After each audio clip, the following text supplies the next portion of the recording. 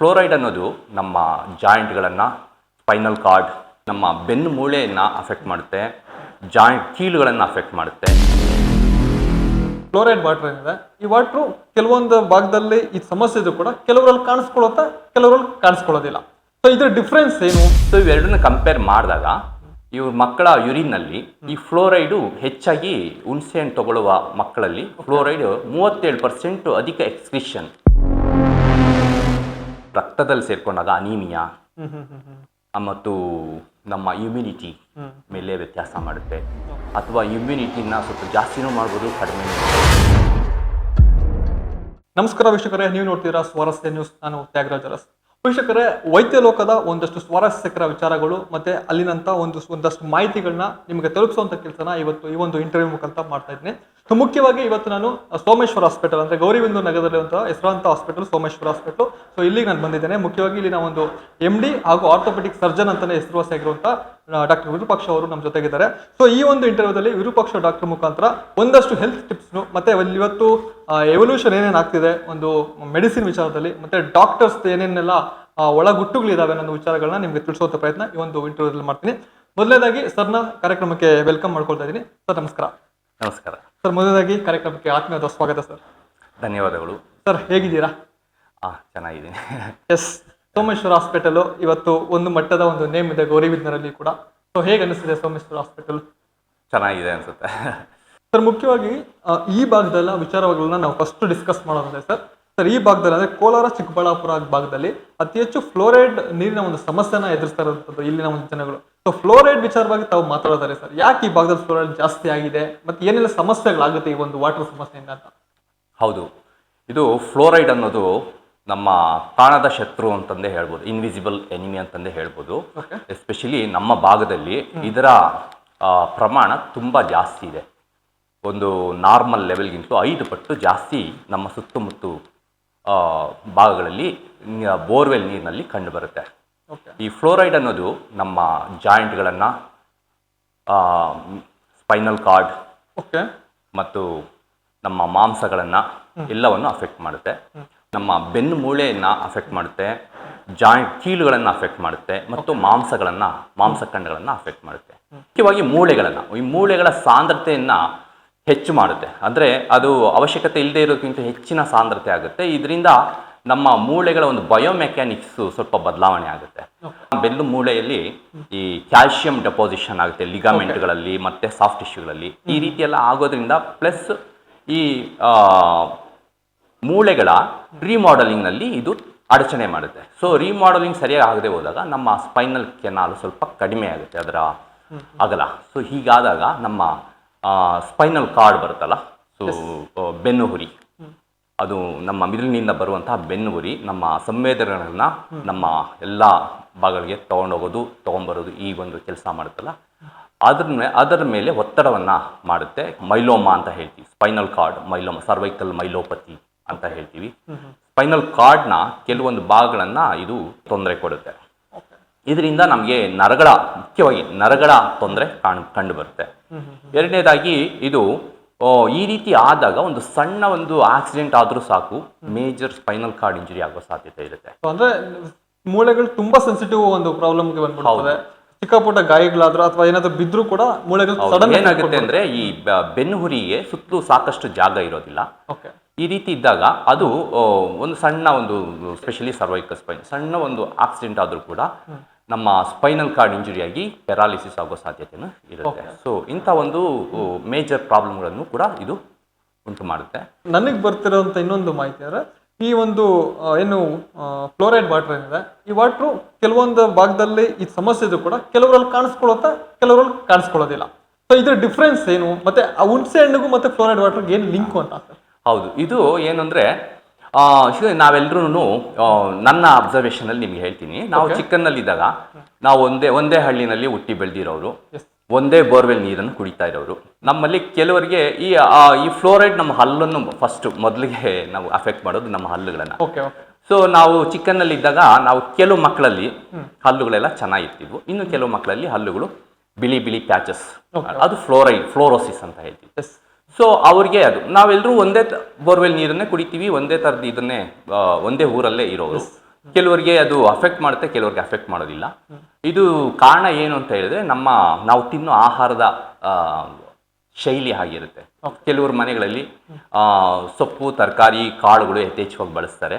ಅವುಗಳಲ್ಲಿರೋ magnesium, zinc, copper, selenium ಇವೆಲ್ಲ ಕೂಡ ಯಥೇಚ್ಛವಾಗಿ ನಮಗೆ ಸಿಕ್ಕಿದಾಗ ಈ ಫ್ಲೋರೈಡ್ನಿಂದ ಬರುವಂತಹ ಸೈಡ್ ಎಫೆಕ್ಟ್ ಏನಿದೆ ಅದನ್ನು ಕಡಿಮೆ ಮಾಡುತ್ತೆ. ಅಷ್ಟೇ ಅಲ್ಲ, ಕೆಲವರು ಹುಣಸೆ ಹಣ್ಣನ್ನು ಹೆಚ್ಚಾಗಿ ಬಳಸ್ತಾರೆ. ಹುಣಸೆ ಹಣ್ಣು ಏನು ಮಾಡುತ್ತೆ ಅಂತಂದ್ರೆ ಈ ಫ್ಲೋರೈಡನ್ನು ಮೂತ್ರದ ಮುಖಾಂತರ ಹೊರ ಹಾಕುತ್ತೆ. ಅಲ್ಲಿ ಅದು ಪ್ಯೂರಿಫೈ ಮಾಡುತ್ತೆ. ಹೌದು.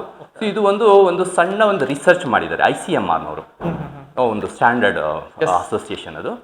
ಸೊ ಅವರು 2004ರಲ್ಲಿ ಒಂದು ಸಣ್ಣ ಒಂದು ರಿಸರ್ಚ್ ಮಾಡಿದ್ರು. ಒಂದು 18 ಜನ ಮಕ್ಕಳಿಗೆ, ಶಾಲಾ ಮಕ್ಕಳಿಗೆ ಒಂದು ಈಕ್ವಲ್ ಆಗಿ ಡಿವೈಡ್ ಮಾಡಿದ್ದಾರೆ. ಒಂದು ಗ್ರೂಪ್ಗೆ ಹುಣಸೆ ಹಣ್ಣು ಒಂದು 10 ಗ್ರಾಮ್ ಹುಣಸೆ ಹಣ್ಣು ಮಧ್ಯಾಹ್ನದ ಊಟದಲ್ಲಿ ಕೊಟ್ಟಿದ್ದಾರೆ, ಇನ್ನೊಂದು ಗ್ರೂಪ್ಗೆ ಹುಣಸೆ ಹಣ್ಣು ಕೊಟ್ಟಿಲ್ಲ. ಸೊ ಇವೆರಡನ್ನ ಕಂಪೇರ್ ಮಾಡಿದಾಗ ಇವ್ರ ಮಕ್ಕಳ ಯುರಿನ್ನಲ್ಲಿ ಈ ಫ್ಲೋರೈಡು ಹೆಚ್ಚಾಗಿ ಹುಣಸೆ ಹಣ್ಣು ತಗೊಳ್ಳುವ ಮಕ್ಕಳಲ್ಲಿ ಫ್ಲೋರೈಡ್ 37% ಅಧಿಕ ಎಕ್ಸ್ಕ್ರಿಷನ್ ಆಗಿದೆ. ಹುಣಸೆ ಹಣ್ಣು ತಗೊಳ್ದಿರೋ ಮಕ್ಕಳಲ್ಲಿ ಅಷ್ಟೇ ಇದೆ, ಮುಂಚೆ ಎಷ್ಟು ಆಗ್ತಾ ಇರುತ್ತೋ ಅಷ್ಟೇ ಇರುತ್ತೆ. ಸೊ ಅಷ್ಟೇ ಅಲ್ಲ, ಇವರು ಬೇರೆ ಏನಾದ್ರು ಮಿನರಲ್ಸ್ ಲಾಸ್ ಆಗ್ತಾ ಇದೆಯಾ ಅಂತಂದು ಚೆಕ್ ಮಾಡಿದ್ದಾರೆ. ಈಗ ಮೆಗ್ನೀಷಿಯಮು, ಪೊಟ್ಯಾಷಿಯಮ್ಮು, ಜಿಂಕ್ ಇವೆಲ್ಲನೂ ಚೆಕ್ ಮಾಡಿದಾಗ ಇವ್ಯಾವುದು ಕೂಡ ಏನು ಕಾಪರು ಇವೆಲ್ಲ ನಾರ್ಮಲ್ ಆಗಿ ಹಾಗೇ ಇದೆ. ಅವುಗಳ ಎಕ್ಸಿಷನಲ್ಲಿ ಏನು ವ್ಯತ್ಯಾಸ ಆಗಿಲ್ಲ. ಹಾಗಾಗಿ ಇದು ಹುಣಸೆ ಹಣ್ಣು ಒಂದು ಒಳ್ಳೆ ರೀತಿಯಲ್ಲಿ ಫ್ಲೋರೈಡ್ ಇರೋರಿಗೆ ಸಹಾಯ ಮಾಡಿದೆ ಅಂತ. ಬಟ್ ಅವ್ರು ಇನ್ನೂ ದೊಡ್ಡ ಮಟ್ಟದಲ್ಲಿ ಒಂದು ರಿಸರ್ಚ್ ಮಾಡಿದ್ರೆ ನಮಗೆ ಅದ್ರ ಬಗ್ಗೆ ಇನ್ನಷ್ಟು ಒಂದು ನಂಬಿಕೆ ಬಂದಿರೋದು. ಅವರು ಒಂದು ಸಣ್ಣ ಮಟ್ಟದ ಒಂದು ರಿಸರ್ಚ್, ಅದು ರ್ಯಾಂಡಮೈಸ್ ಅಂದರೆ ಒಂದು 2 ಗ್ರೂಪ್ ಮಾಡಿ ಕಂಪೇರ್ ಮಾಡಿದ್ದಾರೆ. ಅದು ಒಳ್ಳೆ ರಿಸರ್ಚ್ ಆಗಿದೆ, ಕ್ವಾಲಿಟಿನೂ ಚೆನ್ನಾಗೇ ಇರುತ್ತೆ. ಬಟ್ ತುಂಬ ಸಣ್ಣ ಪ್ರಮಾಣದ ರಿಸರ್ಚ್ ಆಗಿದೆ. ಹಾಗಾಗಿ ಇನ್ನು ದೊಡ್ಡ ಪ್ರಮಾಣದಲ್ಲಿ ಮಾಡಿದ್ರೆ ನಮ್ಗೆ ಅದ್ರ ಬಗ್ಗೆ ಒಂದು ಒಳ್ಳೆ ಒಂದು ನಂಬಿಕೆ ಬಂದಿತ್ತು, ಅದ್ರ ಬಗ್ಗೆ ವಿಚಾರ ತಿಳಿತಾ ಇತ್ತು, ಇನ್ನಷ್ಟು ವಿಚಾರಗಳು ಗೊತ್ತಾಗ್ತಾ ಇತ್ತು. ಈಗ ಈ ಒಂದು ವಾಟರ್ ಸಮಸ್ಯೆಯಿಂದ ಬಳಲ್ತಿರೋಂಥ ಒಂದು ಪ್ರದೇಶಗಳು, ಮುಖ್ಯವಾಗಿ ಈಗ ನಮಗೊಂದು ರಿಸರ್ಚ್ ಪ್ರಕಾರ ಒಂದು 16 ಒಂದು ಜಿಲ್ಲೆಗಳಲ್ಲಿ ಸೊ ಈ ಒಂದು ಪ್ರಾಬ್ಲಮ್ಸ್ ಇದೆ ಅಂತ ನಾವು ಕೇಳ್ಪಟ್ಟು. ಸೊ ಮುಖ್ಯವಾಗಿ ಈ ಒಂದು ಸಮಸ್ಯೆಯಿಂದ ಜನ ಪಾರಾಗಬೇಕಂದ್ರೆ ಯಾವ ರೀತಿಯ ಒಂದು ಮಾರ್ಗಸೂಚಿಗಳನ್ನ ತಗೊಂಡ್ರೆ ಅಥವಾ ಯಾವ ರೀತಿಯ ಹೆಲ್ತ್ ಟಿಪ್ಸ್ನ ತಗೊಂಡ್ರೆ ಉತ್ತಮ ಅಂತ ಸರ್? ಈಗಾಗಲೇ ಸರ್ಕಾರನೂ ಕ್ರಮ ತಗೊಂಡಿದೆ.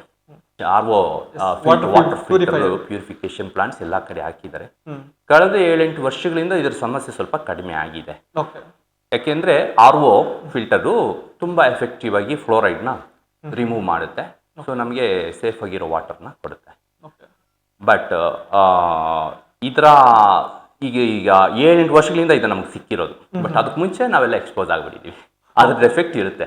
ಮುಖ್ಯವಾಗಿ RO ವಾಟರ್ ಕುಡಿಯೋದ್ರಿಂದ ಫ್ಲೋರೈಡ್ ಖಂಡಿತ ಅದು ಫ್ಲೋರೈಡ್ ಲೆವೆಲ್ ಕಡಿಮೆ ಆಗಿದೆ. ಎರಡನೇದು, ಈಗ ಆಲ್ರೆಡಿ ಅದು ಎಕ್ಸ್ಪೋಸ್ ಆಗಿರೋದ್ರಿಂದ ಅದ್ರ ಜೊತೆ ಈಗ ಇನ್ನು ಹೊಸ ಸಮಸ್ಯೆಗಳು ಉಟ್ಕೊಂಡಿದ್ದಾವೆ. ಏನಂದ್ರೆ heavy metals. So heavy metals ಎಲ್ಲಿಂದ ಬರ್ತಿದೆ?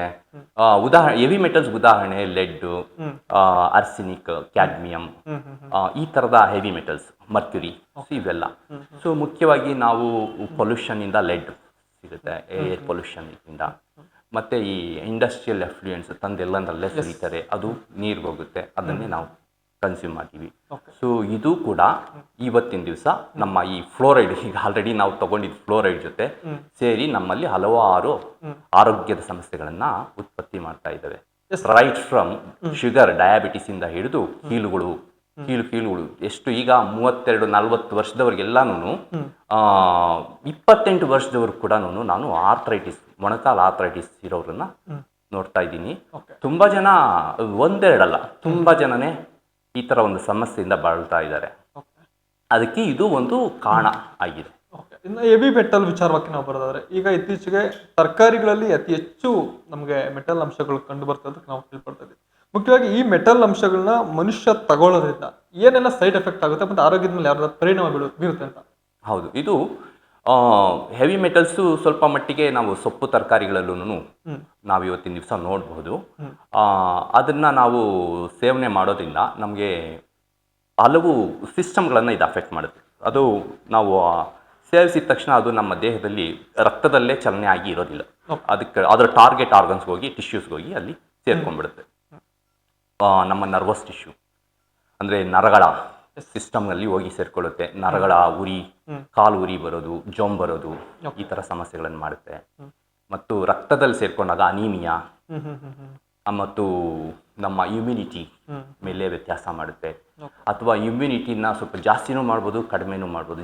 ಎರಡು ಪಾಸಿಬಿಲಿಟೀಸ್. ಜಾಸ್ತಿ ಆದಾಗ ಜಾಯಿಂಟ್ಗಳು ನೋವು, ಆಸ್ತಮಾ, ಈ ಥರ ಹಲವಾರು ಬೇರೆ ಬೇರೆ ರೀತಿಯ ಚರ್ಮದ ತೊಂದರೆಗಳು ಇವೆಲ್ಲ ಬರ್ತವೆ. ಕಡಿಮೆ ಆದರೆ ಇನ್ಫೆಕ್ಷನ್ಸು, ಈ ಥರದ ಪ್ರಾಬ್ಲಮ್ಗಳು ಬರ್ತವೆ. ಮತ್ತು ಮೂಳೆಗಳು, ಜಾಯಿಂಟ್ಸು ಇವುಗಳು ಕೂಡ ಅಫೆಕ್ಟ್ ಮಾಡುತ್ತೆ. ನಮ್ಮ ಮಾಂಸದ ಆರೋಗ್ಯವನ್ನು, ಅದರಲ್ಲಿರೋ ಮೈಟೊಕಾಂಡ್ರಿಯಾ, ನಮ್ಮ ಜೀವಕೋಶದಲ್ಲಿ ಪ್ರತಿಯೊಂದು ಜೀವಕೋಶದಲ್ಲೂ ನಮಗೆ ಎನರ್ಜಿ ಸಿಗೋದು ಮೈಟೊಕಾಂಡ್ರಿಯಿಂದ, ATP ಉತ್ಪತ್ತಿಯಾಗೋದು. ಆ ಮೈಟೊಕಾಂಡ್ರಿಯಾದ ಕಾರ್ಯಕ್ಷಮತೆಯನ್ನು ಅಡಚಣೆ ಮಾಡುತ್ತೆ ಈ ಹೆವಿ ಮೆಟಲ್ಸ್, ಇನ್ಕ್ಲೂಡಿಂಗ್ ಫ್ಲೋರೈಡ್ ಕೂಡ. ಸೊ ಇದರಿಂದ ನಮಗೆ ಮೆಟಬಾಲಿಕ್ ಡಿಸಾರ್ಡರ್ ಕೂಡ ಉತ್ಪತ್ತಿ ಆಗುತ್ತೆ. ಮೆಟಬಾಲಿಕ್ ಸಿಂಡ್ರೋಮ್ ಅಂತಂದರೆ, ಮೆಟಬಾಲಿಕ್ ಪ್ರಾಬ್ಲಮ್ಸ್ ಅಂತ ಹೇಳಿದರೆ ಸಕ್ಕರೆ ಕಾಯಿಲೆ, ಥೈರಾಯ್ಡ್ ಪ್ರಾಬ್ಲಮ್ಮು,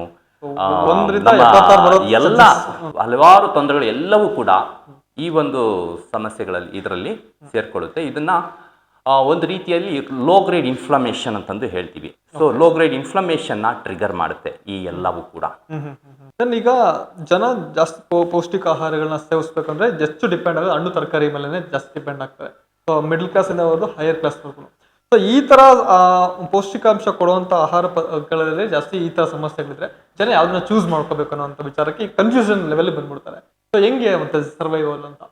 ಈಗ ಇವತ್ತಿನ ದಿನ ಸೊಪ್ಪು, ತರಕಾರಿ, ಹಣ್ಣುಗಳಲ್ಲೂ ಕೂಡ ಈ ಹೆವಿ ಮೆಟಲ್ಸ್ ಎಲ್ಲ ಇರೋದ್ರಿಂದ, ಆದರೂ ಕೂಡ ಅದರಲ್ಲಿ ನಮಗೆ ಉಪಯೋಗ ಇರುವಂತಹ ಮಿನರಲ್ಸ್ ಕೂಡ ಇದ್ದಾವೆ. ನಾವು ಅದನ್ನ ಬಳಸೋ ರೀತಿಯನ್ನು ಬದಲಾಯಿಸ್ಕೋಬೇಕಾಗುತ್ತೆ. ಬೇರೆ ದಾರಿ ಇಲ್ಲ, ಇದ್ದಾವೆ, ಅವೆಲ್ಲ ಇರುತ್ತೆ. ಅದನ್ನು ಬಳಸೋ ರೀತಿಯಲ್ಲಿ ಸ್ವಲ್ಪ ಬದಲಾವಣೆ ಮಾಡ್ಕೋಬೇಕಾಗುತ್ತೆ. ಉದಾಹರಣೆಗೆ ನಾವು ಸೊಪ್ಪು, ತರಕಾರಿಗಳು ಏನಾದರೂ ತರ್ತೀವಿ, ಅದನ್ನು ಮೊದಲು ಎಲ್ಲ ಸ್ವಚ್ಛ ಮಾಡ್ತೀವಿ. ಮೇಲ್ಗಡೆ ಇರೋ ಧೂಳು ಎಲ್ಲ ಡಸ್ಟ್ ಎಲ್ಲ ಹೋಗೋ ಹಾಗೆ ಕ್ಲೀನಾಗಿ ತೊಳಿತೀವಿ. ಎರಡನೇ ಸಲ ಏನು ಮಾಡಬೇಕು, ಅದನ್ನು ಸ್ವಲ್ಪ ದೊಡ್ಡ ದೊಡ್ಡ ಪೀಸಾಗಿ ಹಚ್ಬಿಟ್ಟು ಸ್ವಲ್ಪ ಬಿಸಿ ನೀರಲ್ಲಿ ಒಂದು ಸ್ವಲ್ಪ ವಿನೆಗರ್ ಅಥವಾ ಉಪ್ಪನ್ನು ಹಾಕಿ ಸ್ವಲ್ಪ ಹೊತ್ತು ಕ್ಲೀನ್ ಮಾಡಿದಾಗ ಒಂದು ಸ್ವಲ್ಪ ಪ್ರಮಾಣದ ಒಂದಷ್ಟು ಹೆವಿ ಮೆಟಲ್ಸ್ ಸರ್ಫೇಸಲ್ಲಿರೋವಂಥದ್ದನ್ನು ನಾವು ತೆಗೆದಾಕ್ಬೋದು. ಆದರೆ ಡೀಪಾಗಿರೋದನ್ನು ನಾವು ತೆಗಿಯೋಕ್ಕಾಗೋದಿಲ್ಲ. ಅಂದರೆ ಟಿಶ್ಯೂ ಒಳಗಡೆ ಇರೋದನ್ನು ಸ್ವಲ್ಪ ಮಟ್ಟಿಗೆ ಅದರ ಪ್ರಮಾಣವನ್ನು ಕಡಿಮೆ ಮಾಡ್ಕೋಬೋದು. ಎರಡನೇದು, ಈ ಸೊಪ್ಪು ತರಕಾರಿಗಳನ್ನು ನಾವು ತುಂಬ ಹೊತ್ತು ಕುಕ್ ಮಾಡಬಾರ್ದು. ಸೊಪ್ಪುಗಳನ್ನು ಎಸ್ಪೆಷಲಿ ಏನಾಗುತ್ತೆ ಅಂತಂದರೆ, ಅದರಲ್ಲಿರೋ ಪೋಷಕಾಂಶಗಳು ಇವು ಕೆಲವೆಲ್ಲ ಫ್ಲೇವೋನಾಯ್ಡ್ಸ್ ಇರುತ್ತೆ, ಆ್ಯಂಟಿ ಆಕ್ಸಿಡೆಂಟ್ಸ್ ಅವೆಲ್ಲ. ಸೊ ನಮ್ಮ ವಿಟಮಿನ್ ಸಿ, ಬೀಟಾ ಕ್ಯಾರೋಟಿನಾಯ್ಡ್ಸ್ ಇವೆಲ್ಲ ನಮ್ಮ ದೇಹದಲ್ಲಿರುವ ಇನ್ಫ್ಲಮೇಷನ್, ಲೋ ಗ್ರೇಡ್ ಇನ್ಫ್ಲಮೇಷನ್ನ ಫೈಟ್ ಮಾಡ್ತವೆ. ಇವುಗಳ ಪ್ರಮಾಣ ಕಡಿಮೆ ಆಗಿಬಿಡುತ್ತೆ ಯಾವಾಗ ನಾವು ಜಾಸ್ತಿ ಹೊತ್ತು ಬಾಯ್ಲ್ ಮಾಡ್ತೇವೆ. ನಾವು ಏನು ಮಾಡಬೇಕು ಅಂದರೆ, ಈ ಸೊಪ್ಪು ತರಕಾರಿಗಳು, ಮುಖ್ಯವಾಗಿರೋ ಸೊಪ್ಪು ತರಕಾರಿಗಳನ್ನು 2 ರಿಂದ 3 ನಿಮಿಷ ಸಾಕು. ಈಗ ಪಾಲಕ್ ಸೊಪ್ಪನ್ನು 2 ನಿಮಿಷ ಬಾಂಡ್ಲಿ ಮೇಲೆ ಹಾಕ್ಬಿಟ್ಟು ಸ್ವಲ್ಪ ನೀರು ಚಿಮ್ಸ್ಬಿಟ್ಟು ಹಿಂಗೆ ಮಾಡಿಬಿಟ್ರೆ ಫುಲ್ಲು ಅದು ಬಾಳ್ಸ್ಕೊಂಡೇ ಹೋಗ್ಬಿಟ್ಟಿರುತ್ತೆ. 2 ನಿಮಿಷ ಸಾಕು ಅದನ್ನು ಕುಕ್ಕಿಂಗ್ ಮಾಡೋಕ್ಕೆ. ನಾವು ಅದನ್ನು 5-10 ನಿಮಿಷ ಬಾಯ್ಲ್ ಮಾಡ್ತಾ ಹೋದರೆ ಅದರಲ್ಲಿರೋ ಮಿನರಲ್ಸ್ ಎಲ್ಲ ಕಳ್ಕೊಂಡ್ಬಿಡ್ತೀವಿ. ಅದ್ರಲ್ಲಿ ಮುಖ್ಯವಾಗಿರೋ ಕೆಲವು ಆ್ಯಂಟಿ ಆಕ್ಸಿಡೆಂಟ್ಸ್, ಫ್ಲೇವೋನಾಯ್ಡ್ಸ್ ಅವೆಲ್ಲವೂ ಕಳ್ಕೊಂಡ್ಬಿಡ್ತೀವಿ. ಸೊ ಇದರಿಂದ ನಮ್ಮ ಪೌಷ್ಟಿಕತೆ ಇನ್ನಷ್ಟು ಕಡಿಮೆ ಆಗುತ್ತೆ. ಸೊ ಅದನ್ನು ನಾವು ಕುಕ್ಕಿಂಗ್ ವಿಧಾನಗಳನ್ನು ಸ್ವಲ್ಪ ಬದಲಾವಣೆ ಮಾಡ್ಕೋಬೇಕು. ಸೊಪ್ಪುಗಳನ್ನು ಮ್ಯಾಕ್ಸಿಮಮ್ಮು ಒಂದು 3 ರಿಂದ 5 ನಿಮಿಷ ಅಥವಾ ನೋಡ್ಕೋಬೇಕು ನಾವು ಯಾವುದು ಎಷ್ಟು ಮಟ್ಟಿಗೆ ಸ್ವಲ್ಪ ಇದಾಗಿದೆ ಅಂತ. ಅದ್ರ ಪೂರ್ತಿ ಅದ್ರ ಬಣ್ಣ ಎಲ್ಲ ಕಂಪ್ಲೀಟ್ ಚೇಂಜ್ ಆಗೋ ಥರ ಬಾಯ್ಲ್ ಮಾಡಬಾರ್ದು. ಸೊ ಆ ಥರ ಮಾಡೋದ್ರಿಂದ ಇದನ್ನು ನಾವು, ಎರಡನೇದು, ಆದಷ್ಟು ಬೇಗ ಫ್ರೆಶ್ ಆಗಿರೋದನ್ನು ತಂದು ಬೇಗ ಅದನ್ನು ಕುಕ್ಕಿಂಗ್ ಅದನ್ನು ಸೇವನೆ ಮಾಡಬೇಕು. ಇಟ್ಕೊಂಡು ಅಥವಾ ಇಟ್ಟರು ಫ್ರಿಡ್ಜಲ್ಲಿ ಇಟ್ಕೋಬೇಕು. ಹೊರಗಡೆ ಇಡೋದ್ರಿಂದ ಅದರ ನ್ಯೂಟ್ರಿಷನ್ ಲೆವೆಲ್ ಕಡಿಮೆ ಆಗ್ತಾ ಹೋಗುತ್ತೆ. ಈಗಾಗಲೇ ಕೆಲವು ರಿಸರ್ಚ್ಗಳು ಏನು ಹೇಳುತ್ತೆ ಅಂದರೆ, ನಾವು 30-40 ವರ್ಷಗಳ ಹಿಂದೆ ಬೆಳೆಯೋ ಬೆಳೆಗಳಿಗೂ ಇವತ್ತು ನಾವು ಬೆಳೀತಾ ಇರೋ ಬೆಳೆಗಳಲ್ಲಿ ಪೋಷಕಾಂಶದ ಮಟ್ಟ ಕಡಿಮೆ ಆಗಿದೆ ಅಂತೆ. ಈವನ್ ಕಾಳುಗಳಲ್ಲಿ ಕೂಡ ಪ್ರೋಟೀನ್ ಲೆವೆಲ್ ಕಡಿಮೆ ಆಗಿದೆ. ಹೆಚ್ಚು ಕಡಿಮೆ 1 ಗ್ರಾಮಿಂದ 2 ಗ್ರಾಮ್ವರೆಗೂ ಪ್ರೋಟೀನ್ ಕಡಿಮೆ ಆಗಿದೆ ಅಂತ. ಸೊ ಇದೆಲ್ಲ ರಿಸರ್ಚ್ ಮುಖಾಂತರ ಗೊತ್ತಾಗಿರೋ. ಅಷ್ಟೇ ಅಲ್ಲ, ಕೆಲವು ಹಣ್ಣು ಹಂಪಲುಗಳಲ್ಲಿರೋ ವಿಟಮಿನ್ಗಳು ಮತ್ತು ಕೆಲವು ಆ್ಯಂಟಿ ಆಕ್ಸಿಡೆಂಟ್ಗಳೆಲ್ಲ ಅದರ ಪ್ರಮಾಣನೂ ಸ್ವಲ್ಪ ಮಟ್ಟಿಗೆ ಕಡಿಮೆ ಇದೆ. ಹಾಗಂತೇಳಿ ಪೂರ್ತಿ ಅದನ್ನು ನಮಗೆ ಯೂಸ್ಲೆಸ್ ಆಗೋ ಥರ ಏನು ಕಡಿಮೆ ಆಗಿಲ್ಲ. ಸೊ ಅದನ್ನು ನಾವು ಸಾಧ್ಯವಾದಷ್ಟು ಇರೋದನ್ನಾದರೂ ಉಳಿಸ್ಕೊಳ್ಳೋ ರೀತಿಯಲ್ಲಿ ನಾವು ಬಳಸ್ಕೋಬೇಕು. ಸರ್, ತಾವು ಹೇಳ್ದಾಗೇನೆ ಈಗ ಹೆವಿ ಮೆಟಲ್ಸ್ ಇರ್ಬೋದು, ಫ್ಲೋರೈಡ್ ಸಮಸ್ಯೆ ಇರ್ಬೋದು, ಈಗ ಆಲ್ರೆಡಿ ಬಾಡಿ ಒಳಗಡೆ ಹೋಗಿರೋದ್ರಿಂದ, ಸೊ ಆಲ್ರೆಡಿ ವ್ಯಕ್ತಿ ಒಳಗಡೆ ಸೇರ್ಕೊಂಡಿರೋದ್ರಿಂದ, ಸೊ ಇದನ್ನ ಹೊರಗಡೆ ಹಾಕೋದಕ್ಕೆ ಅಥವಾ ಟ್ರೀಟ್ಮೆಂಟ್ ಏನಾದರೂ ಇದೆಯಾ ನಿಮ್ಮ ಬಳಿ ಅಥವಾ ಡಾಕ್ಟರ್ಸ್ನ ಒಂದು ಲೋಕದಲ್ಲಿ ಅಂತ? ಇದು ಒಳ್ಳೆ ಕ್ವಶನ್ನು. ಫ್ಲೋರೈಡ್ಗೆ ಆ ಥರದ್ದು ಯಾವುದೇ ಟ್ರೀಟ್ಮೆಂಟ್ ಇಲ್ಲ. ಸೊ ನಾವೇನು ಮಾಡಬೇಕು ಅಂತಂದರೆ, ಅದರ ಲೆವೆಲನ್ನೇ ಕಡಿಮೆ ಮಾಡ್ಕೊಂಡು ಹೋಗಬೇಕು. ನಾವು ಸೇವನೆಯಲ್ಲೇ ಅದರ ಮಟ್ಟ ಕಡಿಮೆ ಮಾಡಬೇಕು. ಈಗಾಗಲೇ ನಾವು RO ವಾಟರ್ ಓಕೆ ಇದೆ, ಅದರಿಂದ ನಾವು ಬಚಾವಾಗಿರ್ತೀವಿ. ಎರಡನೇದು ಸ್ವಲ್ಪ ಮಟ್ಟಿಗೆ ಸೊಪ್ಪು ತರಕಾರಿಗಳಲ್ಲೂ ಇರುತ್ತೆ, ಅದನ್ನ ನಾವಿನ್ನೇನು ಮಾಡೋಕ್ಕಾಗೋದಿಲ್ಲ. ನಾವೇನು ಮಾಡಬೇಕು, ಅದರ ಎಫೆಕ್ಟನ್ನು ಕಡಿಮೆ ಆಗುವಂಥ ಬೇರೆ ಆಹಾರಗಳನ್ನು, ಬೇರೆ ಒಂದು ಪೌಷ್ಟಿಕಾಂಶಗಳನ್ನು ಸೇರಿಸ್ಕೋಬೇಕು. ನಾನು ಮೊದಲೇ ಹೇಳ್ದಾಗೆ ಈ ಬೀಟಾ ಕೆರೋಟಿನಾಯ್ಡ್ಸು, ವಿಟಮಿನ್ ಸಿ, ಮತ್ತು ಇನ್ನು ಕೆಲವು ಫ್ಲೇವೋನಾಯ್ಡ್ಸು, ಸೊಪ್ಪು ತರಕಾರಿಗಳಲ್ಲಿರೋ ಅಂಥ ಆ ಫ್ಲೇವೋನಾಯ್ಡ್ಸ್, ಆ ಅಂಶಗಳೆಲ್ಲ ನಮ್ಮ ದೇಹಕ್ಕೆ ಸೇರಿದಾಗ ಅದರ ಎಫೆಕ್ಟನ್ನು ಕಡಿಮೆ ಮಾಡುತ್ತೆ. ಎರಡನೇದು ನಾನು ಹೇಳ್ದಾಗೆ ಈ ಆಹಾರಗಳಲ್ಲಿ ಈ ಮಟ್ಟಿಗೆ ಅದನ್ನು ಇದು ಮಾಡ್ಕೊಂಡು ನಾವು ಕಡಿಮೆ ಮಾಡ್ಕೋಬೋದು. ಆದರೆ ಹೆವಿ ಮೆಟಲ್ಗಳಲ್ಲಿ ನಾವು ಅದರ ಎಫೆಕ್ಟನ್ನು ಸ್ವಲ್ಪ ಮಟ್ಟಿಗೆ ಚಿಕಿತ್ಸೆಯಿಂದನೂ ನಾವು ಕಡಿಮೆ ಮಾಡ್ಬೋದು, ಅದನ್ನು ಎಲಿಮಿನೇಟ್ ಮಾಡ್ಬೋದು. ಕಿಲೇಷನ್ ಥೆರಪಿ ಅಂತ ಇದೆ. ಓಕೆ ಆ ಒಂದು ಸೋಡಿಯಂ EDTA ಅಥವಾ ಕ್ಯಾಲ್ಶಿಯಂ EDTA ಅಂತ ಕೆಲವೊಂದು ಇಂಜೆಕ್ಷನ್ಸ್ ಎಲ್ಲ ಇದ್ದಾವೆ, ಅವು ಕೊಟ್ಟಾಗ ಅದು ಅದನ್ನು ದೇಹದಿಂದ ಯೂರಿನ್ ಮುಖಾಂತರ ಹೊರಗೆ ಹೋಗೋ ಹಾಗೆ ಮಾಡುತ್ತೆ. ಅದು ಕಿಲೇಷನ್ ಥೆರಪಿ ಅಂತ ಹೇಳ್ತೀವಿ. ಸೊ ಆ ಟ್ರೀಟ್ಮೆಂಟ್ಗಳಿದ್ದಾವೆ, ಅವನ್ನೆಲ್ಲ ಕೊಡಬಹುದು. ಅದರಿಂದ ಸ್ವಲ್ಪ ಆಗೋ ಸಮಸ್ಯೆಗಳನ್ನು ಕಡಿಮೆ ಮಾಡಬಹುದು. ಸ್ವಾರಸ್ಯ ನ್ಯೂಸ್, ಇದು ಜನರ ಪ್ರತಿಧ್ವನಿ.